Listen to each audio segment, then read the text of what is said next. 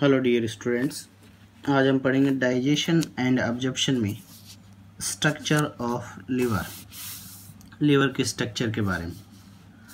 सबसे पहले इसके कुछ कॉमन पॉइंट्स के बारे में डिस्कस करते हैं। Liver is the largest exocrine gland. Liver largest exocrine gland है ह्यूमन बॉडी के अंदर। इसका वेट अप्रोक्सीमेट 1.6 kg। एक नॉर्मल एडल्ट और हेल्दी ह्यूमन बींग्स के अंदर इसका वेट लगभग 1.6 kg होता है। And the secretion of liver is known as bile. और इसका जो सिक्रेशन होता है उसको हम लोग बाइल बोलते हैं। और bile without any enzyme, bile में कोई पर्टिकुलर एंजाइम नहीं होता। अब लीवर के दो लॉब्स होते हैं। There are two main lobes of liver, right liver lobe और left liver lobe. Right liver lobe और left liver lobe. Left lobe क्या होता है लीवर का, वो बिगर होता है comparatively right lobe. Two small lobes also, there are two small lobe also. इनके बारे में आगे डिस्कशन करेंगे। क्वाड्रेट लॉब और क्वाड्रेट लॉब। क्वाड्रेट लॉब और quadrate lobe. Quadrate lobe, gall bladder is attached to quadrate lobe. ये वो वाला लोब है जिसमें हम लोग पीछे देख चुके हैं कनेक्शंस में, जहाँ पे गॉल ब्लैडर अटैच्ड होता है उसको बोलते हैं क्वाड्रेट लॉब।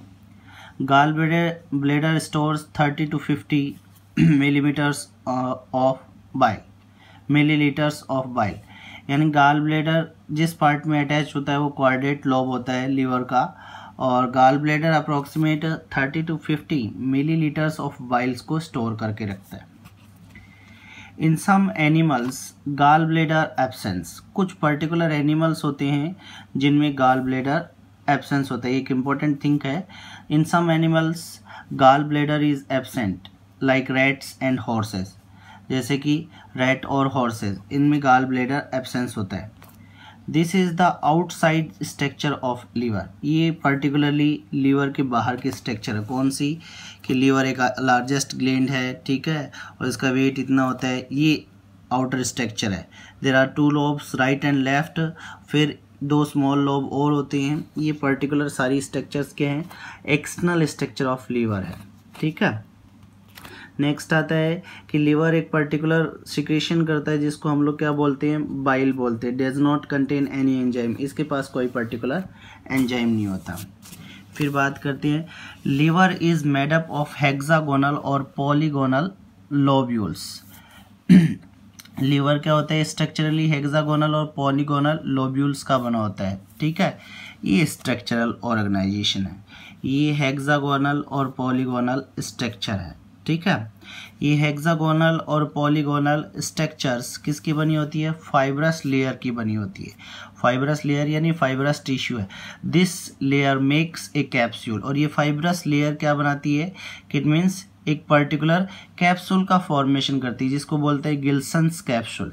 तो दिस इज द पॉलीगोनल और hexagonal lobules surrounded by fibrous tissues. किसी टिश्यू से सराउंड रहते हैं, फाइब्रस टिश्यू। और ये फाइब्रस टिश्यूज आपस में जुड़ के क्या बनाते हैं, कैप्सूल का फॉर्मेशन करते हैं। That capsule is known as Glisson's capsule. और उस पर्टिकुलर कैप्सूल को हम लोग क्या बोलते हैं, गिल्सन्स कैप्सूल बोलते हैं। नेक्स्ट फिर बात करते हैं ये पर्टिकुलर बॉडी, हम लोग बात करें कि इसके अंदर स्पेसिफिक कुछ सेल्स का फॉर्मेशंस होता है। उन सेल्स में क्या बात कर रहे हैं कि छोटी छोटी कोड्स का, यानी एक स्ट्रक्चरल फॉर्मेशन होती है जो हेपेटिक कोड्स बनाती हैं। ये हेपेटिक कोड्स क्यों बोला जाता है, क्योंकि एक चेन बनाते हैं, एक चेन्स की फॉर्मेशन है, इसलिए हेपेटिक कोड बोला जाता है। तो हेपेटिक का मतलब है लीवर से रिलेटेड के फॉर्मेशन की बात करें, कोड का मतलब होता है चेन होता है। तो ऐसी ये चेन्स होती हैं हेपेटिक कोड। और ये हेपेटिक कोड्स के चारों तरफ कुछ स्पेसिफिक सेल्स होती हैं जिनको फैट स्टोरिंग सेल्स बोल सकते हैं, फैट सेल्स बोलते हैं। और इन सब के सेंटर में एक कैनाल होती है जिसको हम लोग क्या बोलते हैं, सेंट्रल वेन बोलते हैं। दिस राउंड स्ट्रक्चर, ठीक है। फिर बात कर रहे हो कि इन सेल्स के बीच में कोई पर्टिकुलरली, जैसे बात करें हेपेटिक सेल्स है, इन हेपेटिक सेल्स के बीच बीच में राउंड स्ट्रक्चर्स कुछ स्पेसिफिक ये सेल्स हैं, ये कूफर सेल्स होती हैं। और इनके बीच में जो स्पेस होता है उसको बोलते हैं, the space is known as sinusoid space या सीनस स्पेस बोल सकते हैं। फिर ये हेपेटिक कॉर्ड एक लोब में जाके खुलती हैं। हेपेटिक कॉर्ड एक लोब में जाके खुलती है, जिसको बोलते हैं बाइल डक्ट। ठीक है, और बाइल डक्ट आगे और ऊपर एनक्लोज रहता है पर्टिकुलर फॉर्मेशन, जिनको हेपेटिक पोर्टल वेन्स बोलते हैं, और इसके चारों तरफ छोटी छोटी वेन्स होती है जो हेपेटिक वेन्स बोली जाती है। ये कूफर सेल्स हैं जो पर्टिकुलरली सिक्रेशन करती है। ये वाली जो सेल्स होती हैं जो हेपेटिक कॉर्ड्स का फॉर्मेशन करती हैं, हेपेटिक कॉर्ड बनाती हैं, उनको बोलते हैं हेपेटोसाइट्स। ठीक है, hepatocytes which makes hepatic cord. और हेपेटिक का मतलब लीवर से रिलेटेड सेल्स और कॉर्ड का मतलब change, arrange in a plate manner rich in glycogen. ये एक प्लेट मैनर में अरेंज होती हैं, जैसे ये दिखा रखा इस टाइप से, इसलिए इनको हेपेटिक कॉर्ड बोलते हैं। रिच ऑफ ग्लाइकोजन होती है। अब इसको आगे और फर्दर देख सकते हैं। ठीक है, ये क्या है, हेपेटिक कॉर्ड है या हेपेटोसाइट्स की चेन है, इसलिए इसको हेपेटिक कॉर्ड बोल दिया। एक पर्टिकुलर सेल को क्या बोलेंगे, हेपेटिक सेल्स या हेपेटोसाइट्स बोलते हैं। इन हेपेटिक सेल्स के बीच में ये गैप दिखाई दे रहा है, इंटरनल गैप है, ये होता है हेपेटिक कैनालिकुली। हेपेटिक कैनालिकुली, ठीक है, हेपेटिक कैनालिकुली जो ये पर्टिकुलर सेल्स होती हैं, हेपेटिक सेल्स, वो सिक्रेट करती हैं बाइल को, और कहाँ पे डिस्चार्ज करेंगे, हेपेटिक कैनालिकुलाई में करती है, जो नैरो कैनाल होती है। फिर ये एक और पर्टिकुलर कैनाल होता है। ये पर्टिकुलर कैनाल क्या होता है, इट मीन्स ये पारी स्ट्रक्चर है, ये कैनाल हेरिंग्स डक्ट बोल सकते हो हम लोग इसको। और फिर ये आगे जाके किस में खुलेगा, बाइल डक्ट में खुलता है भी। enlarged view of hepatic cell है, this is the enlarged view of hepatic cell, इस पर्टिकुलर कोड का enlarged view है। हेपेटिक सेल्स या हेपेटोसाइट्स रिच इन ग्लाइकोजन, किससे रिच होती हैं, ग्लाइकोजन से रिच होती हैं। हेपेटिक सेल्स सिक्रेट बाइल, ये किस चीज़ का सिक्रेशन करती हैं, बाइल का सिक्रेशन करती हैं।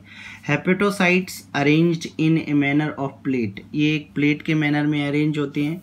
ये कोड में प्लेट बोल दो या कोड बोल दो या चेन बोल सकते हैं, that is known as hepatic cord. ये हेपेटिक कोड बोला जाता है, क्योंकि कोड को हम लोग क्या बोलते हैं, बायोलॉजिकल लैंग्वेज में चेन बोल सकते हैं पर्टिकुलरली। ठीक है, सिंपल लैंग्वेज में चेन और बायोलॉजिकल लैंग्वेज में is a code, chain of hepatocytes. दोबारा से देख सकते हो इस स्ट्रक्चरल ऑर्गेनाइजेशन को, ये एक हेपेटिक कोड है। ठीक है, एक हेपेटिक कोड है, और ये हेपेटोसाइट्स हैं, ये कैनाल खुलेंगे, कैनालिकुली बोल सकते हो। फिर ये ऊपर एक लोब में खुलते हैं जिसको बाइल डक्ट बोलते हैं, ये ऊपर से घिरा रहता है हेपेटिक पोर्टल वेन से। इसके साइड में थोड़ी वेन्स और होती हैं, उनको हेपेटिक आर्टरी बोल सकते हैं हम लोग। ये स्ट्रक्चरल ऑर्गेनाइजेशन, इसको दोबारा से और एनलार्ज स्ट्रक्चर में देखें। ये सबसे पहले ये फाइब्रस लेयर है। ठीक है, फाइब्रस लेयर है जो किसका फॉर्मेशन करेगा, गिल्सन्स कैप्सूल का करता है। फिर इसके अंदर ये पर्टिकुलर सेल्स जो हैं, ये छोटी वाले ये सेल्स होती हैं हेपेटिक सेल्स। ठीक है, ये क्या हो जाएंगी, हेपेटिक सेल्स। और ये हेपेटिक सेल्स जिसमें खुलता है उनको बोलते हैं हेपेटिक कैनालकुलाई। ठीक है, फिर इनके अंदर ये हेपेटिक कैनालकुलाई किस में खुलती है, बाइल डक्ट में, और बाइल डक्ट के चारों तरफ हेपेटिक पोर्टल वेन होती है, और उसके साथ में कुछ छोटी छोटी आर्टरीज भी होती है, हेपेटिक आर्टिकल। इन सेल्स के या इन कोड्स के बीच में ये पर्टिकुलर पूरी स्ट्रक्चर, ये पूरी स्ट्रक्चर क्या कहलाती है, कोड कहलाता है। कौन सा, ये पर्टिकुलर स्ट्रक्चर पूरी हेपेटिक कोड बोल सकते हैं इसको। हेपेटिक कोड की जो सेल्स हैं, हेपेटिक सेल्स, उसके चारों तरफ ये जो सेल्स हैं पेन से जो डॉटेड हैं, इनको हम लोग फैट सेल्स बोल सकते हैं। ये जो गैप दिख रहा है कैनालकुलाई हो गया। फिर इनके बीच में एक स्पेस रहता है जिसको बोलते हैं हम लोग सीनस स्पेस और sinusoid space, filled with the connective tissue. किससे भरा रहता है, कनेक्टिव टिश्यू से भरा रहता है।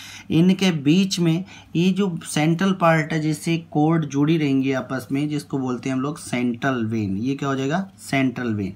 फिर इस स्पेस में जहाँ पे कनेक्टिव टिश्यू है वहाँ पर स्पेसिफिक सेल्स और होती है, these cells are known as irregular cells, जिनको बेसिकली हम लोग क्या बोलते हैं, कूफर सेल्स बोलते हैं। ये स्ट्रक्चरल ऑर्गेनाइजेशन है लीवर की, और ये उसका डाइसेक्टिंग पार्ट है, जिसको हम लोग सेक्शन लेते हैं तब इस टाइप की स्ट्रक्चर दिखाई देती है। The function of liver cell is the hepatic function of liver is hepatic cells या हेपेटोसाइट्स, या क्या बोल रहे हैं, function of the liver cells और हेपेटिक सेल्स और हेपेटोसाइट्स। हेपेटोसाइट्स का जो फंक्शन है पर्टिकुलरली, सॉरी फंक्शनल सेल्स बोले, functional cells of liver is hepatic cells. ये फंक्शनल सेल हैं जो फंक्शन करती हैं, हेपेटिक सेल्स बोली जाती है। स्पेस, इसके बीच में जो स्पेस होता है, दिस काइंड स्पेस, ये स्पेस इसको बोलते हैं सिसोनॉइड स्पेस, ठीक है, नैरो स्पेस जो हेपेटिक सेल्स के बीच में है, ये वाला, ये हेपेटिक सेल्स के बीच में, ये कौन सा स्पेस हो जाएगा अपना, कैनलकुलाई, और ये वाला जो स्पेस है इसको सिसोनॉइड स्पेस बोलते हैं। Hepatic cells are arranged in a plate manner known as hepatic duct, जिसको हेपेटिक डक्ट बोलते हैं।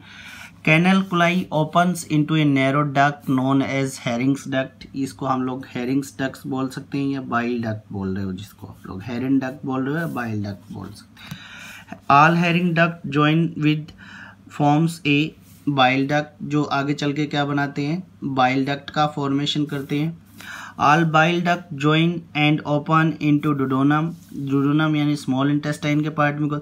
All around the bile duct also a duct as hepatic portal vein, जिसको हेपेटिक पोर्टल वेन बोलते हैं। And some small arteries near by the hepatic portal veins are known as the hepatic artery smaller. ये particular इस structure के बारे में बात कर रहा है। ये क्या होगी, अपनी हेपेटिक सेल्स होती हैं, ये इसमें खुलेंगी कैनलकुलाई में, कैनलकुलाई खुलता है अपना हेरिंग्स डक्ट में, हेरिंग्स डक्ट खुलेगा अपना बाइल डक्ट में, बाइल डक्ट खुलता है अपना हेपेटिक पोर्टल डक्ट में, उनके चारों तरफ आर्टरीज होती इन पर्टिकुलर सेल। फिर बात कर रहे हैं स्पेस, सीनस या sinusoid space, the space between the hepatic cord, hepatic cord कौन सा हो गया, ये हेपेटिक कॉर्ड, ये स्पेस क्या हो गया, सिनोसॉइड स्पेस हो। It is filled with connective tissue, connective tissue से भरा रहता है। स्पेस सम इरेगुलर सेल्स, इन इस स्पेस के अंदर कुछ इरेगुलर सेल्स होती हैं जिनको हम लोग कूपर सेल्स बोलते हैं। फिर कूपर सेल्स इरेगुलर सेल्स होती है, सिसोनॉइड स्पेस में पाई जाती हैं।